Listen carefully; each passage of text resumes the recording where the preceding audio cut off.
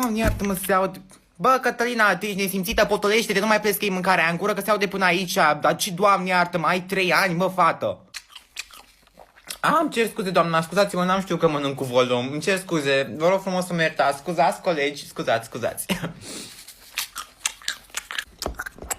Măi, dar termină odată, termină că ești enervantă deja. Măi, dar potolește-te, fetiță, ești idiotă, ce faci acum? Te crezi căluț? Unde te crezi, mă, Cătălina? Dar ce vă rățuiți așa la mine că mănânc ca un om normal, da? N-am făcut nicio gălăgie, dacă vreți și voi mări, cereți, nu trebuie să mă atacați pentru asta, uitați, doamna. Nu ne făcuți tot la jos, nu ținti către mine, da? Ți-am spus să mănânci mai încet, fată, că se aude până aici, ești animală acum, dar nu mai pleschi în halul ăsta, mă, Cătălina, te rog frumos, pe cuvântul meu de onoare, că nu e frumos. Cer scuze, nu, dar nu mi-am dat seama, gata, îmi pare rău. Turbata, dracu. Doamne, iartă-mă și ferește-mă. Na, iară, bă, tu ești cretină.